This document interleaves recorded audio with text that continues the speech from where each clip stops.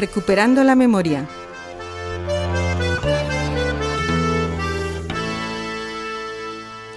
Un programa para reclamar verdad, justicia y reparación para las víctimas del franquismo.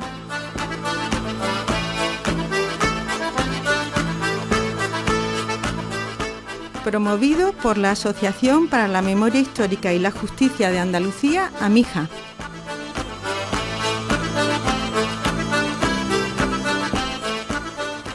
Hoy os saludamos en el control Miguel Asuero y en el micrófono Rosa Varas.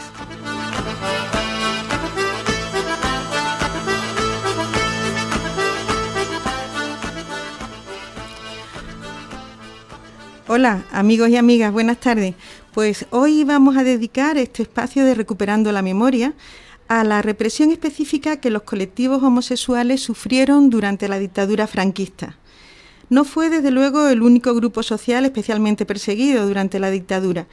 Lo fueron también los masones, las minorías religiosas y por supuesto los comunistas, amén del antisemitismo que sobre todo en los primeros tiempos impregnaba toda la retórica del régimen. Hoy nos centramos, como hemos dicho, en la represión sobre los homosexuales, o mejor dicho, habría que decir sobre todas aquellas personas cuyas inclinaciones sexuales no concordaban con los principios de la moral católica vigente, la procreación y la familia tradicional. Es decir, era una represión sobre homosexuales, transexuales, bisexuales y lesbianas. Hay que decir también, desde luego, que la persecución de la homosexualidad no fue un patrimonio exclusivo de la dictadura franquista, ni tampoco de los fascismos, sino que se practicó en otros muchos regímenes, tanto demócratas como socialistas, y que la homofobia, como bien sabemos todos, sigue hoy presente en muchos países y sociedades, y entre otras en gran medida en la nuestra. Bueno, pues para hablar de todo esto vamos a tener con nosotros hoy a Javier Ugarte, que nos va a ofrecer un poquito una visión general de la represión en esta época sobre los homosexuales, y con Rafael Cáceres, que nos va a contar experiencias concretas de esa represión en el día a día y concretamente en Andalucía. Bueno, pues no sé si tenemos a Javier Ugarte, lo estamos buscando. Vamos a ir diciendo ya que Javier Ugarte es una persona muy reconocida en la investigación sobre este tema de la homosexualidad y en concreto de la represión en la época de la dictadura. Es doctor en filosofía, cofundador y director durante varios años de la revista Orientaciones, revista de homosexualidades, y coordinador, editor, autor, hace diversos papeles en una serie de publicaciones de las que vamos a citar Una discriminación universal, la homosexualidad bajo el franquismo y la transición, y muy recientemente otra publicación que se llama Placer que nunca muere, sobre la regulación del homoerotismo occidental. Bueno, de momento no tenemos a Javier Ugarte, entonces mientras esperamos como llevamos el programa muy apretado, mientras esperamos vamos a contaros un poquito lo que normalmente iría al final, que sería deciros, vamos a ver, porque me parece que ya lo tenemos ahí, entonces vamos a ir por su orden. Bueno, mira, os vamos a contar lo que sería el final del programa, pero así tenemos todo el tiempo después para hablar del tema. Bueno, pues ahí lo tenemos. Hola Javier, buenas tardes. No, pues se ha cortado. Bueno, vamos con la agenda entonces. Queríamos deciros un tema que no tiene que ver con el tema de la represión de la homosexualidad, pero os contamos, dentro de 2 semanas, más o menos, el próximo día 20, el domingo, se va a llevar a cabo en el pueblo de Encinasola el entierro de los 5 fusilados que fueron exhumados recientemente de la fosa común del cementerio de la localidad. A ese acto y a los trabajos que se están realizando actualmente en diversas fosas de Andalucía y a la situación general de las exhumaciones es al que esperamos dedicar el próximo programa, que será el día 22 de julio. De la exhumación de esta fosa os comentamos que en principio la exhumación la ha hecho AMIJA. En principio se pensaba que iba a haber ahí una única persona, los restos de una persona. Se abrió a petición de la hermana de esa persona que se suponía que estaba ahí, que se llamaba Gabriela Vázquez López, quería recuperar los restos de su hermano Eusebio. esta señora murió antes de conseguir, como pasa con tantísimas fosas, antes de conseguir recuperar los restos de su hermano, pero ahora sí se ha conseguido ya por fin exhumarla. Se ha presentado como corresponde por el protocolo establecido para las exhumaciones de fosa, la correspondiente notificación en el juzgado.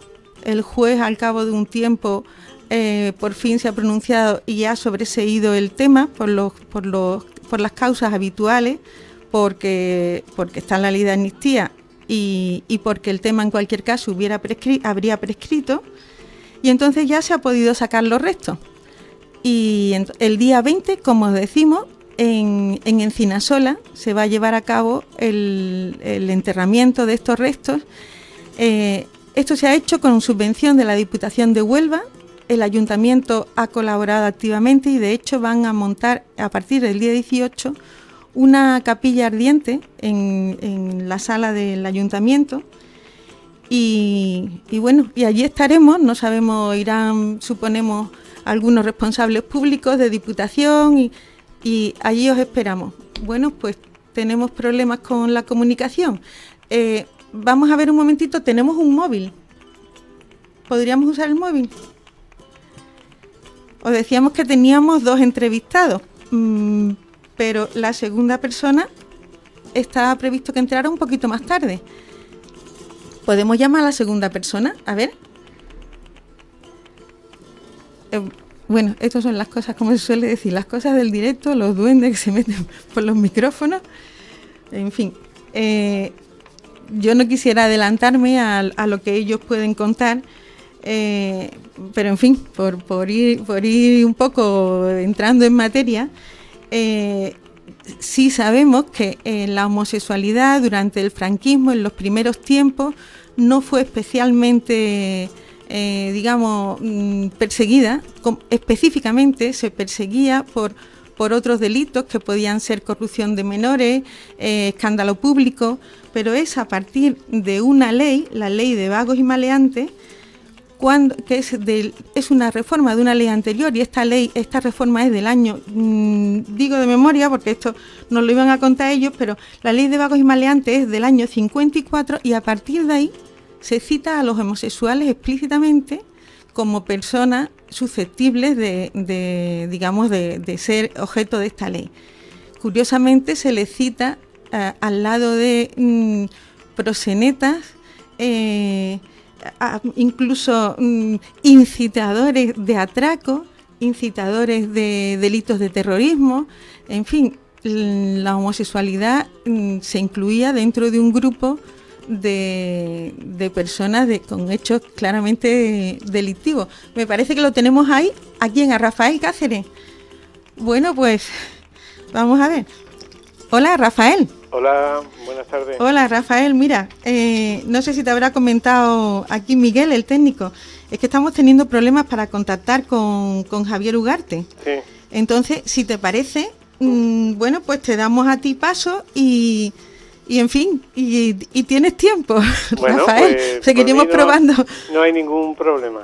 Bueno, pues mira, claro, habíamos dicho, y así lo hemos comentado, que la primera parte de Javier Ugarte nos iba a dar una visión general y que tú ibas a ir un poco a lo concreto, a lo que es esa actitud persecutoria, así sobre el papel, lo que supone cuando ya eso pasa a las personas en concreto. Es decir, lo hemos comentado tú y yo, ponerle cara a esta persecución y a este sufrimiento. Entonces, pues nada, vamos con ello. Si te parece, podríamos empezar por... bueno, te voy a presentar. Es que, perdona, pero como tenemos aquí este lío con los fallos que ha habido de conexión, bueno, pues mira, para que lo sepa la gente, tú eres doctor en Antropología Social, profesor del departamento de esa materia en la Olavide. Entre otras actividades, eres además en este momento miembro de un grupo de trabajo que está investigando la represión de la disidencia social, sexual en Andalucía durante el franquismo y la transición, en la que estáis profesores de la UPO y también del grupo de memoria de la Confederación General del Trabajo. Sí.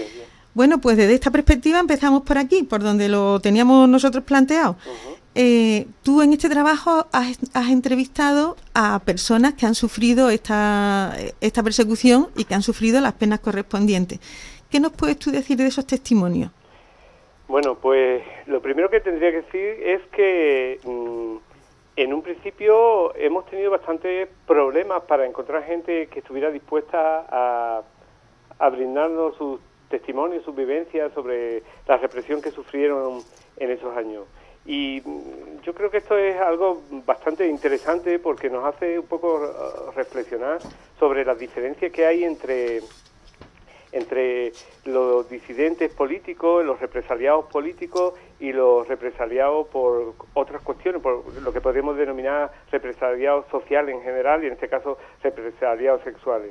Decía que hay una diferencia, mientras que en el caso de la disidencia política, en el caso de la gente que sufrió represión por militancia en partidos, en sindicatos, por su ideología, básicamente, bueno, no han tenido, ha sido con mucho trabajo desde luego, pero poco a poco ha ido saliendo a la luz sus testimonios, incluso muchas veces han sido sus propios familiares los que han reivindicado su memoria y han reivindicado gente que, bueno, que murió castigada o penalizada por el franquismo.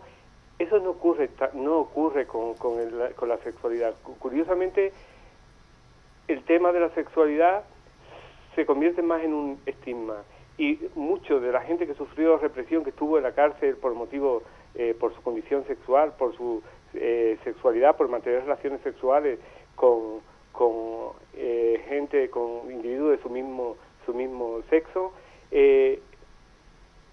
se avergüenza, mucha gente se sigue avergonzando porque sigue siendo una lacra todavía y sigue siendo un estigma todavía. Y no digamos que en muy pocos casos son los familiares los que reivindican que un familiar suyo sufrió una represión por ser homosexual. Entonces, en ese sentido, hay ya una diferencia notable.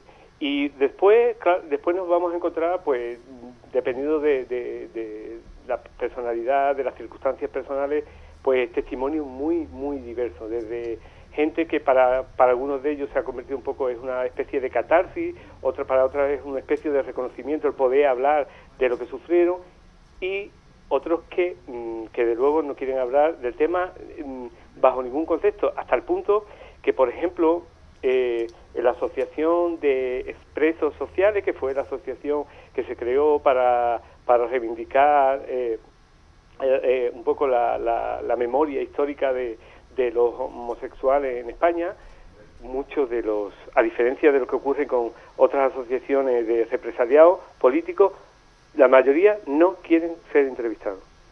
Entonces ya digo que, bueno, que después sí es verdad que hay gente que habla, que cuenta y que incluso pues no tiene ningún sentido, no siente vergüenza, e incluso alguna gente se enorgullece de haber prestado, de haber tenido una actitud un poco desafiante ante un régimen como el franquista. Es que comentaba yo al principio presentando el tema que esta persecución no era exclusiva en una dictadura, en unos regímenes dictatoriales, sino que socialmente pues estaba muy arraigada en la sociedad y comentábamos, y yo creo que esto es una muestra de la actualidad, que esa homofobia incluso hoy está bastante presente, ¿no? O sea, la gente que ha sido represaliada por pelear por las libertades democráticas es un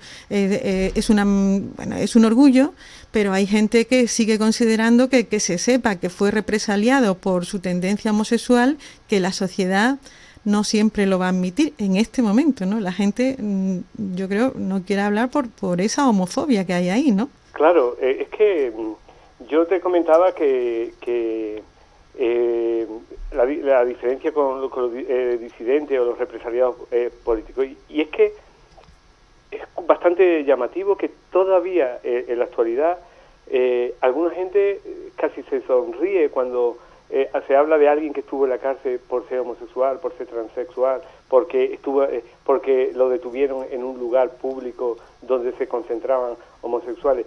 Y digo que alguna gente se sonríe porque verdaderamente yo creo que es más ignorancia, no alcanza a captar la dimensión que tuvo esa represión. Porque, bueno, estuvo un mes en la cárcel, estuvo 2 meses en la cárcel, bueno, casi como si fuera una especie de pequeña reprimenda, ¿no?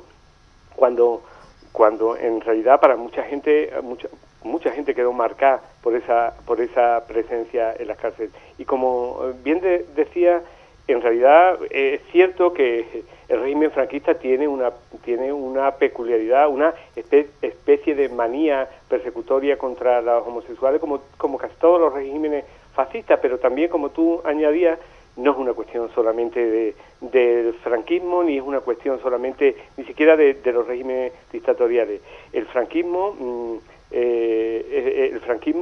es verdad que endureció. Si nosotros hacemos una retrospectiva de la evolución de la legislación española desde principios del siglo XX hasta los años 50, en que aparecen las primeras leyes antihomosexuales en el franquismo, podemos ver que es verdad, al principio del siglo XX en España, a diferencia de países democráticos de Europa, no había leyes contra homosexuales.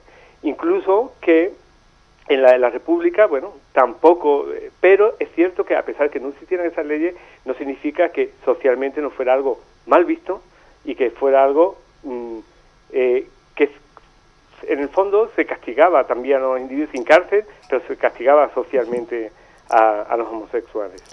No se castigaba a lo mejor la homosexualidad como tal, pero bueno, estaba muy presente el peligro de la corrupción de menores, del escándalo público, ¿no? Había otro tipo claro,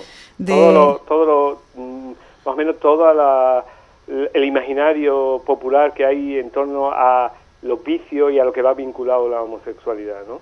Que casi decir homosexual casi automáticamente a la gente ya lo convierte no solamente en un marginado sexual, sino también en un delincuente potencial, ¿no? Claro, en fin, como estamos mezclando aquí los temas, sí. Pero claro, comentábamos, y era una cosa que le íbamos a comentar a Javier, pero lo hablamos ahora, que el hecho de que la ley de vagos y maleantes de 1954 y la ley de peligrosidad social, que a mí lo que me ha llamado la atención es que es de 1970, que parece como muy posterior ya, para que de pronto la dictadura, porque parece que se endurece todo. Claro, es que se incluye, lo comentaba al presentar el programa, se incluye homosexualidad con proxenetismo, con incitación al terrorismo. Con drogadicción. Claro, es que son cosas, o sea, está metido el tema de una tendencia sexual de una persona que bueno, que es una cosa privada, con explotación de otras personas, con actos a lo mejor que pueden ser violentos socialmente.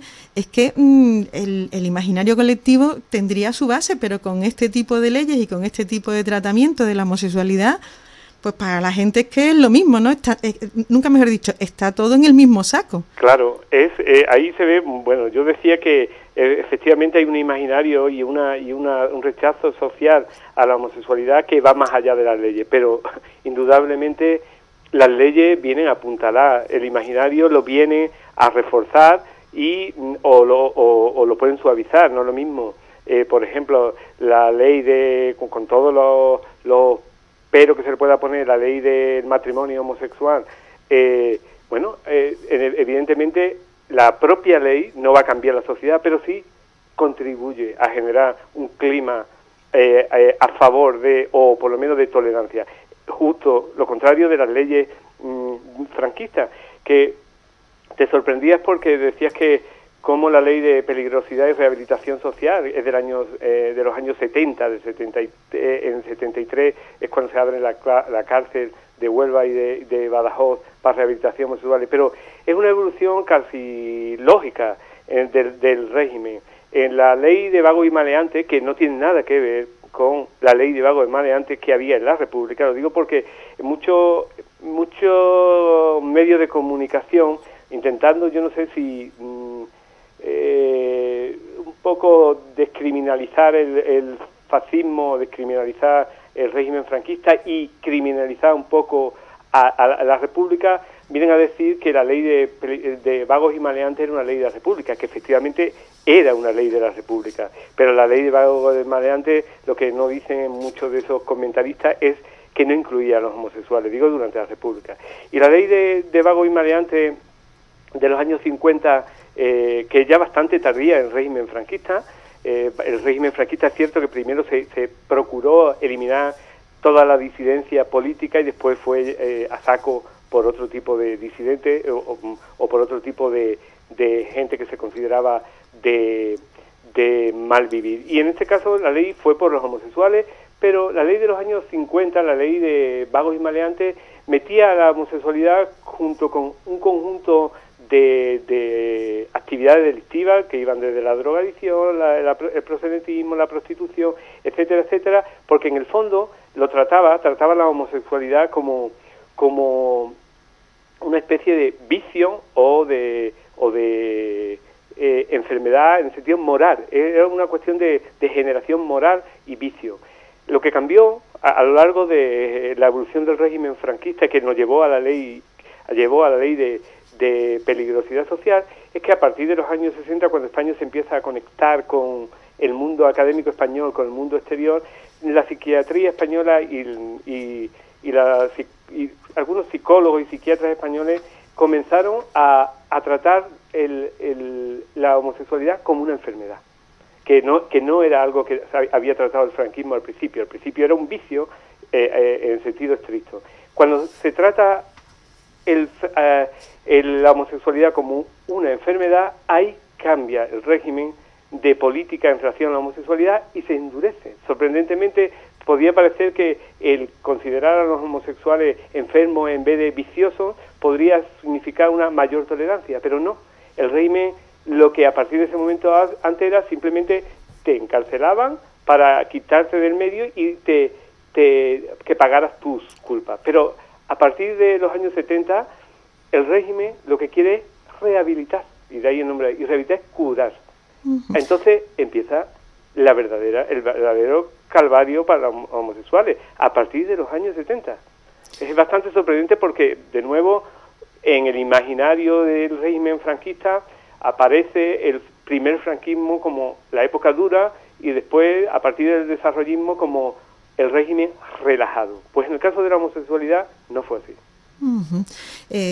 Yo, por lo que he ido viendo, incluso efectivamente se supone que las personas afectadas, digamos, los que se les consideraba, no digamos culpables, sino enfermos de esta tendencia sexual, digamos, antinatural, como se podía plantear a lo mejor,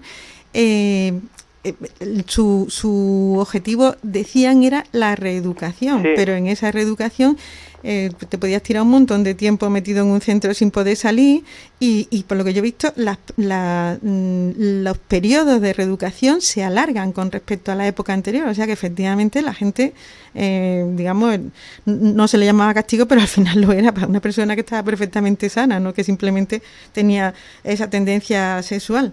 Era más duro, como dices tú. Además con un gran agravante, que es que mientras en los primeros años del franquismo, las primeras cárceles franquistas, los primeros campos de concentración de donde se concentraron homosexuales en los años 50, ahí el régimen consideraba que la recuperación de los homosexuales pasaba por la religión, por muchos rezos y que Dios los coja confesados y los reconduzca por el buen camino. Pero la diferencia cuando entra en juego ya no la religión, sino la ciencia, porque hay un aparato científico, hay una serie de intelectuales del régimen, intelectuales por llamarlo de alguna forma, psiquiatras, psicólogos, muchos de ellos que venían, desde los primeros años del franquismo, que empiezan a idear sistemas de cura, pero ya estamos hablando de descargas eléctricas, estamos hablando de manipulación del cerebro, estamos hablando de todo tipo de vejaciones. Y eso es más propio de los últimos años del franquismo que de los primeros. es más propio de la ley de peligrosidad y de rehabilitación, de la ley de rehabilitación social, que de la ley de vagos y maleantes de los años 50. El discurso de la cura de la sexualidad, de la homosexualidad, lo hemos escuchado hace muy poco por parte de un alto cargo de la Iglesia. O sea, yo no recuerdo ahora mismo quién, pero ha sido un obispo hace poco que ha dicho algo así. O sea, que es que sigue ahí. Y precisamente, ¿cómo influía la Iglesia en todo esto? O sea, ¿qué papel tuvo? Claro, la Iglesia, uno de los sostenes ideológicos del régimen franquista, a diferencia de otros fascismos, donde la Iglesia quedaba un poco más en los márgenes. En el caso del franquismo, bueno, todos los historiadores del fascismo lo ponen como una especie de peculiaridad, ese papel relevante que tuvo la Iglesia como sostén ideológico del régimen. Claro, la homosexualidad atentaba contra todos los principios religiosos católicos, donde el único fin de la sexualidad era la reproducción, donde el único contexto donde la sexualidad tenía cabida era en la familia, y donde el único modelo pues era el de un hombre y una mujer. Con esa ideología sostenida por la Iglesia, y con la Iglesia presionando al régimen, desde luego, y eso está en muchos testimonios, además muy espeluznantes, como en muchos casos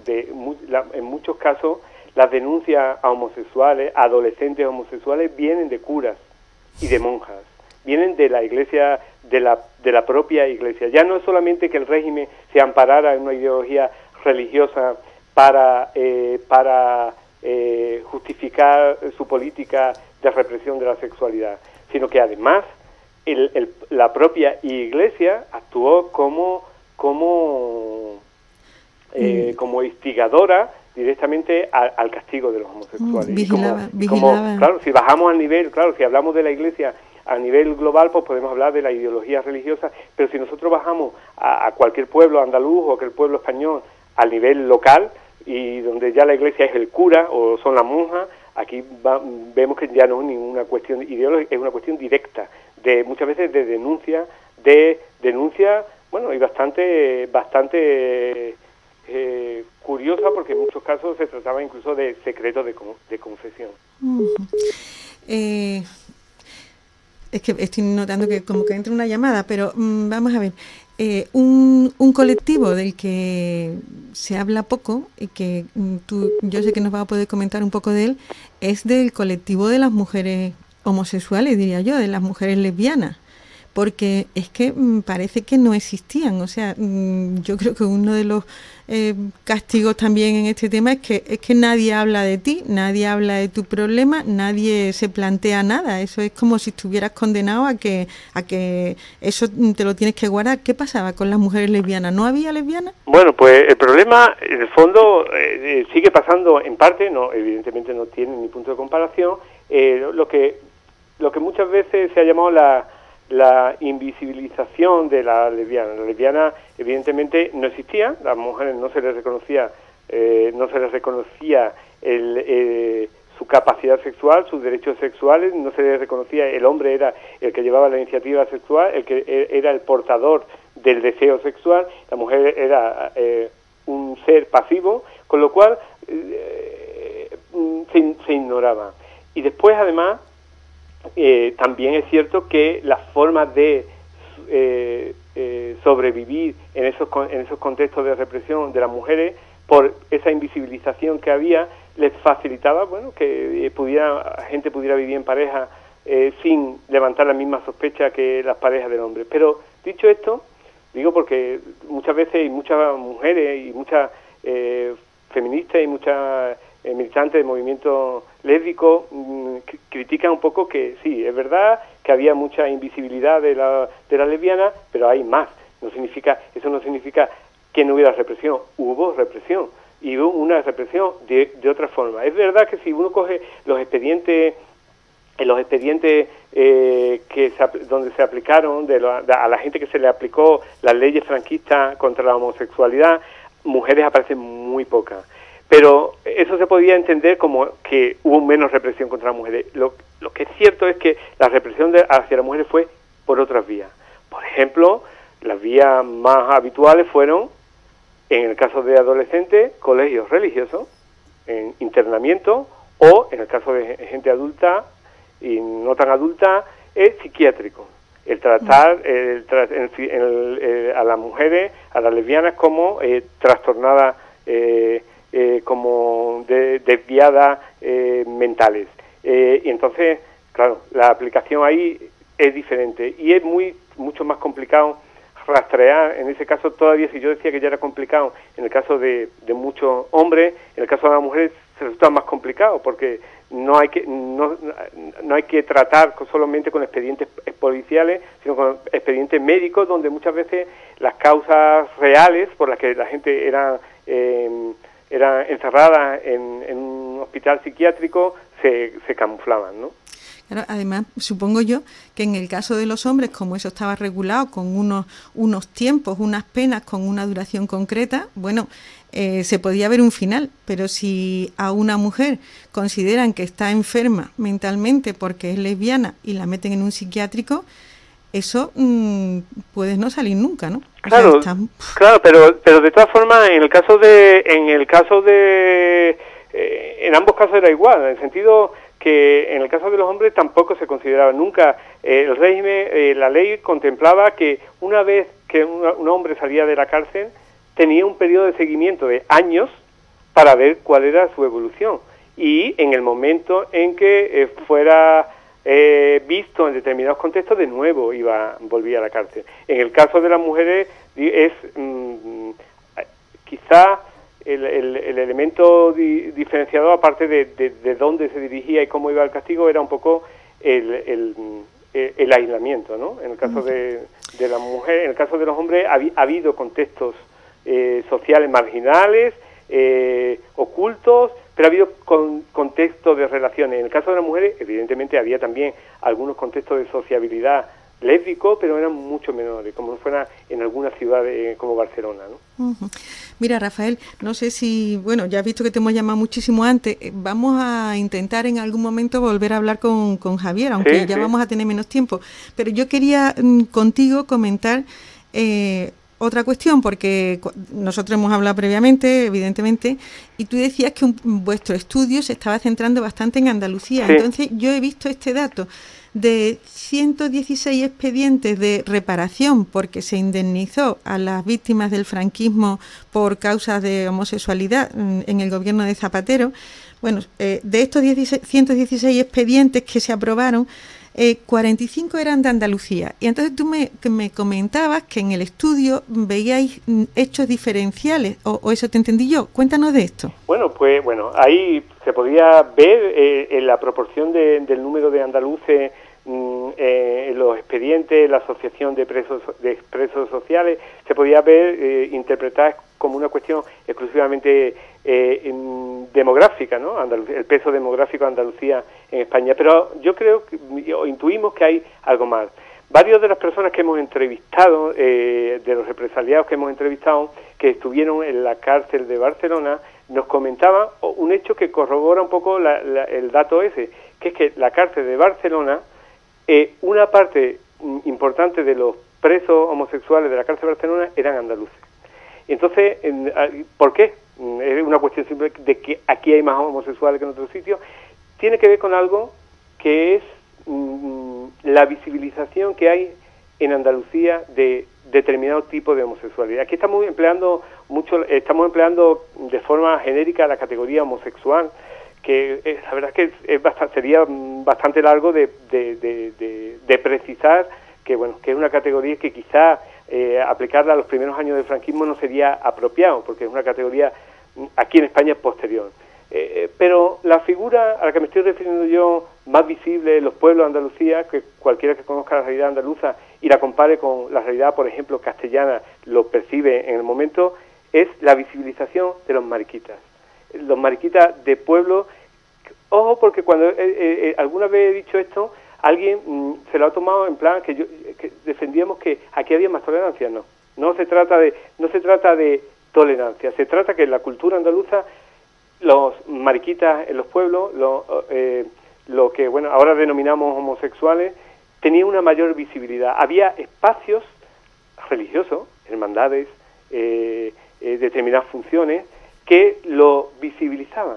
Incluso en algunas ciudades, de travestis, ya no estoy hablando solo de personas afeminadas, sino incluso el travestismo tiene una larga tradición en la cultura andaluza. Es muy llamativo que, por ejemplo, los primeros cafés cantantes donde empezó el flamenco a finales del siglo XIX en Sevilla, por ejemplo, un personaje de esos cafés cantantes, una bailadora que era un travesti, estoy hablando del siglo XIX, malagueño, la escribana, que bailaba en los tablaos sevillanos.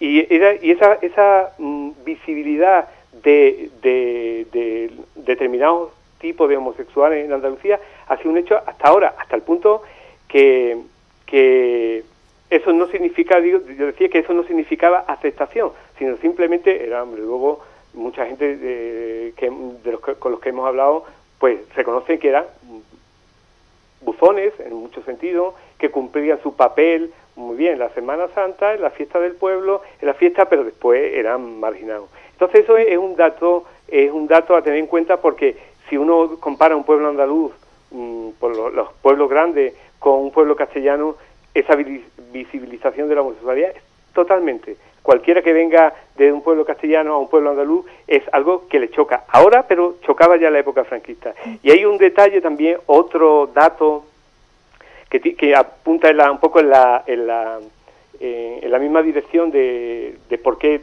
tantos andaluces, tiene mucho que ver también con dónde se producían las detenciones. Las detenciones son sobre todo, mayoritariamente, no solo, pero mayoritariamente en ámbito urbano. Y desde los años 70, ya mucho antes, pero a partir de los años 70, junto con la emigración andaluza a Barcelona, de obreros, de campesinos a trabajar a las fábricas andaluzas, pues hay exiliados sexuales, muchos de los mariquitas de pueblo, de la gente que empezaba a tener referencias de que había sitios donde la sexualidad la podían expresar de otra forma, se va de su pueblo. Y hay una emigración masiva de andaluces, 2 millones de andaluces, y entre esos millones de andaluces hay muchos homosexuales, que además muchos de ellos reproducen los esquemas del mariquita andaluz en la ciudad de Barcelona. Hay casos quizás más llamativos, pues el caso de Ocaña, sí. el caso de Ocaña de Cantillana. El caso de Nazario es diferente porque él tiene otro modelo tiene otro modelo de sexualidad urbana. No tiene nada que ver. El caso de Ocaña es muy llamativo porque, aparte de su genio artístico, que es indudable, pero es un hijo de obrero de un pueblo de la campiña sevillana, hijo de familia humilde, casi analfabeto, muy involucrado, como casi todos los homosexuales, o muchos homosexuales andaluces de los pueblos, en las festividades de su pueblo, en las hermandades de su pueblo. Él era en concreto de la Hermandad de la Asunción, y eso lo transportan a Barcelona y sufren la represión allí, sufren y son encarcelados. Muchos de los que están en los pueblos pues muestran esa faceta suya del género, pero la sexualidad reprimida. La figura del mariquita andaluz es la persona que manifiesta públicamente su amaneramiento y adopta roles considerados femeninos, pero que tiene una sexualidad completamente castrada, en el sentido de que en los pueblos, en las ciudades, se les prohíbe expresarse sexualmente. Mira, Rafael, como te decía, es que como además solo hay una línea de teléfono, vamos a intentar hablar con Javier Ugarte y vamos a poner una canción. Desde ya te doy las gracias por participar, pero además te voy a pedir otro favor, que te quedes un poco al lado del teléfono, porque si te parece, si no podemos hablar con Javier, pues podemos seguir charlando contigo, vale, si te parece a ti. Bueno, pues no hay ningún problema. Desde ya, por todo lo que has intervenido, muchísimas gracias. A lo mejor nos encontramos otra vez. De nada más. Gracias, Rafael. Bueno, pues vamos a escuchar una canción y así a ver si tenemos ocasión de hablar con Javier Ugarte, aunque sea breve. Va a ser una canción que ya está sonando por ahí, de Miguel de Molina, que ya sabemos todos, que se exilió a principios de los años 40 por su condición de republicano y homosexual, y el detonante de su exilio fue una paliza que le dieron 3 personas, entre ellas él lo reconoció, un aristócrata, un conde de Mayalde, y a partir de esa paliza pues se fue a Argentina y allí murió. Ahí tenemos La bien paga, de Miguel de Molina. Me voy de tu vera, olvídame ya, que paga con oro tus carnes morenas. No maldigas paya, que estamos en paz. No te quiero, no me quieras. Si tú me lo diste, yo no te pedí. No me eches en cara que todo lo perdiste. También a tu vera yo todo lo perdí. Bien paga, si tú eres la bien paga, porque tus besos compré y a mí te supiste dar por un puñado de pané. Bien paga, bien paga, bien paga, fuiste mujer.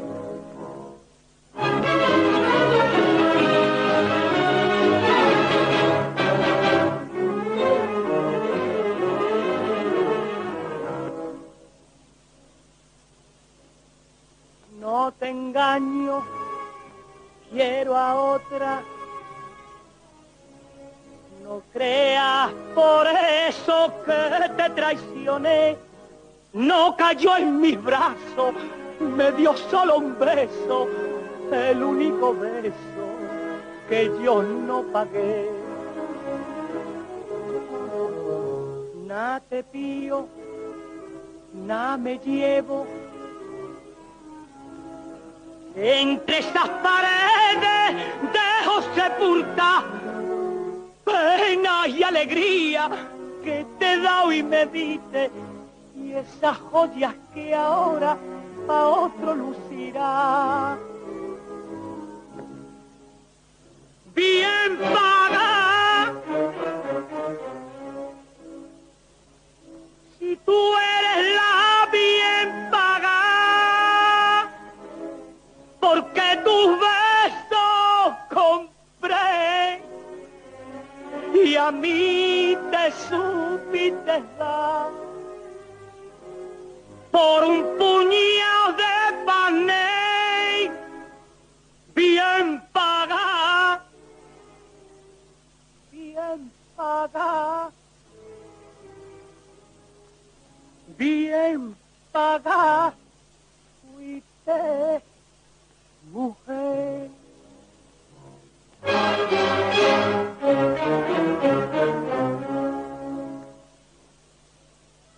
Que tú eres la bien paga, porque tus besos merqué y a mí te supiste dar por un puñado de pané. Bien paga, bien paga, bien paga, fuiste mujer. Bueno, pues hemos intentado otra vez hablar con Javier Ugarte y de hecho podemos, pero cuando vamos a meter la conexión ya en la radio, pues se corta. Pero tenemos aquí a Rafael, que aparte de todo nos está salvando el programa. Rafael, hola, sí, otra vez. Hola, ¿qué tal? Bueno, mira, nos quedaban cositas que hablar incluso de lo que habíamos planteado sobre la cárcel, o sea, de lo que teníamos previsto contigo, la cárcel de Huelva. Yo creo que deberíamos de citarla porque cuando hablamos de este tema enseguida hay alguien que dice, sí, la cárcel de Huelva estaba dedicada a la reclusión de homosexuales. Y tengo entendido que ahora mismo hay un movimiento para pedir, porque parece ser que está en peligro de demolición. ¿Qué nos puedes contar de las penas que se cumplían allí? ¿Te parece que entremos en este tema? Sí, me parece bien. Bueno, pues en principio, claro, casi siempre el castigo por antonomasia, el castigo más grande que se le podía dar a un homosexual era el encerrarlo, recluirlo en una prisión. Y de hecho, en la Ley de Peligrosidad y Rehabilitación Social se crearon 2 prisiones especializadas en la rehabilitación de homosexuales, la de Huelva y la de Badajoz, con una división un poco extraña, absurda, que después se vio inoperante, que la de Huelva era para homosexuales pasivos, la de Badajoz para homosexuales activos, y después módulos de rehabilitación de homosexuales en otras cárceles, como en la Modelo, en Barcelona, en Madrid, y en algunas ciudades más pequeñas también. Y yo decía que, bueno, que esa era, desde un punto de vista legal, la pena mayor, pero después la condena llevaba otro tipo de pena aparejada, casi más grave muchas veces, que el estar un año, unos meses en la cárcel, que era, porque aparte que en la cárcel las vejaciones pues eran algo frecuente. Pero yo decía que había más pena, por ejemplo, el destierro, el prohibirle acercarse a una persona de la ciudad donde había sido detenido durante un tiempo, el estigma por su ficha a la hora de ser contratado, para mucha gente queda marcado de por vida. De hecho, hay gente que, bueno, la ha sobrellevado. Aquí, como en todo, también está el carácter y las circunstancias personales de mucha gente, pero algunas de las personas con las que entrevistábamos, que fueron detenidos con 16 años, pues dice que le jodieron la vida ya desde entonces, que quedaron marcados para su familia, en su contexto, porque a diferencia, yo, como decía al principio de la entrevista, con presos políticos, aquí muchas veces la propia familia era también la que condenaba. Y en ese sentido, claro, la cárcel en el caso andaluz, la cárcel de referencia donde se queda plasmada, que no era la única, poco la represión homosexual, es la de Huelva. Una cárcel que está abandonada, está ocupada por algunos colectivos, está abandonada y porque se creó la cárcel nueva.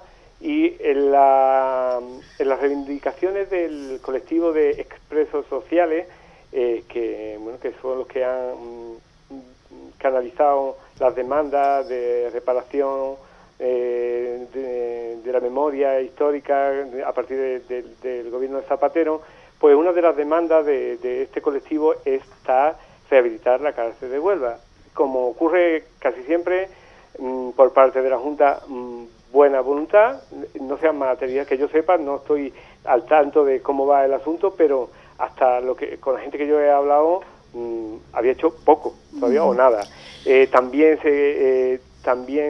el caso del Ayuntamiento de Huelva, no sé cuál es su postura, pero me la imagino que aquello es como toda la ciudad o como casi todas las ciudades en este momento, tirarlo abajo y edificios públicos, edificios privados, que es lo rentable. Y un gobierno del PP, del Ayuntamiento de Huelva, de luego voluntad ninguna tiene de recuperar la memoria histórica de los homosexuales. En el caso de la Junta decía que hay buenas intenciones, pero hecho ninguno. Y llama la atención porque en el caso de la cárcel de Badajoz, en cambio, sí se ha hecho algo. Se ha habilitado un pequeño espacio de memoria histórica dentro de la antigua cárcel de Badajoz. Y muy ligado también a las cárceles y a la memoria está el tema de los propios expedientes. Muchos de los represaliados durante el franquismo por los homosexuales no pueden reclamar ningún tipo de indemnización ni ningún reconocimiento, ningún derecho, porque sencillamente sus expedientes no aparecen. En el caso de Cataluña se ha catalogado los expedientes, se han buscado, se han conservado y se tienen como, ya no solamente como memoria de la represión, sino también como documento con vías a reclamaciones y sobre todo algo interesante, por lo menos desde mi punto de vista como investigador, para la investigación. En el caso de los expedientes andaluces no se ha hecho.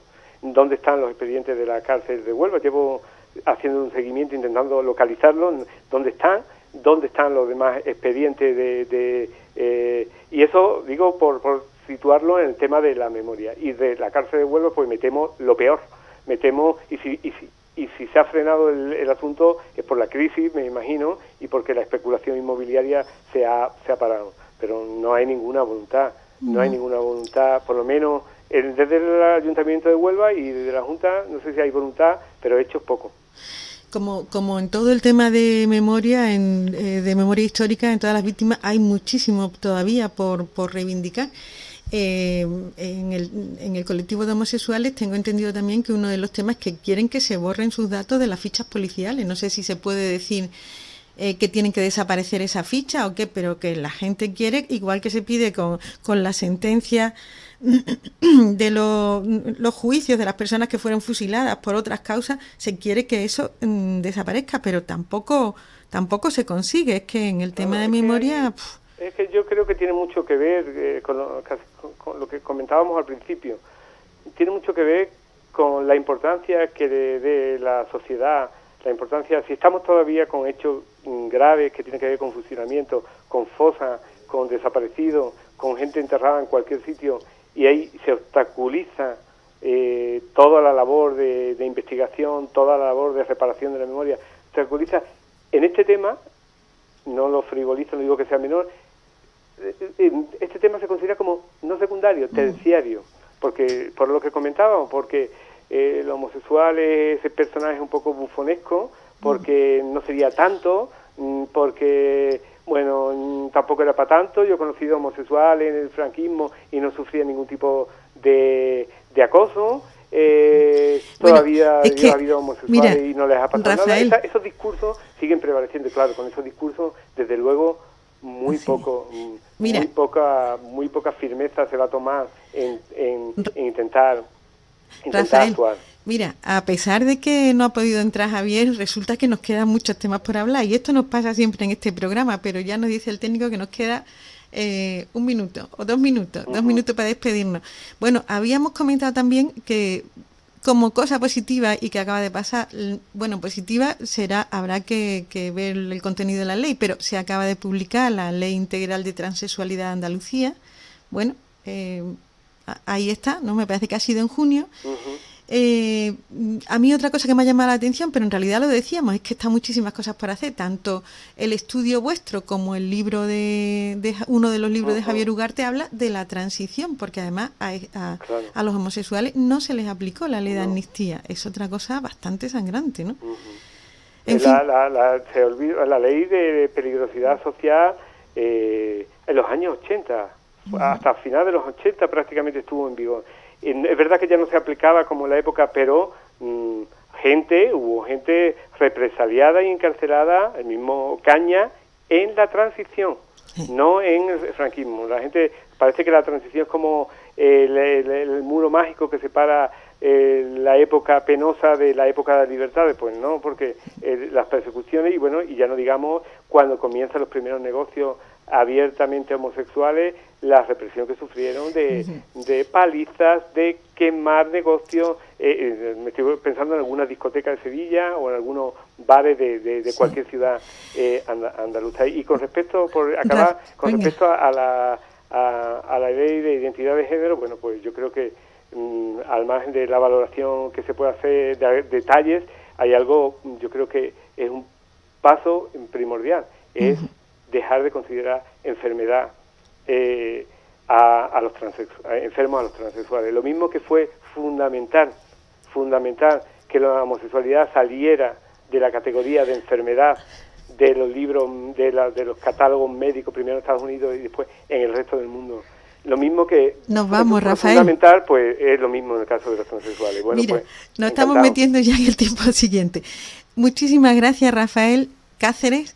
Muchísimas gracias, Javier Ugarte, aunque no hayamos podido entrar, pero ha estado ahí esperando y no ha sido posible.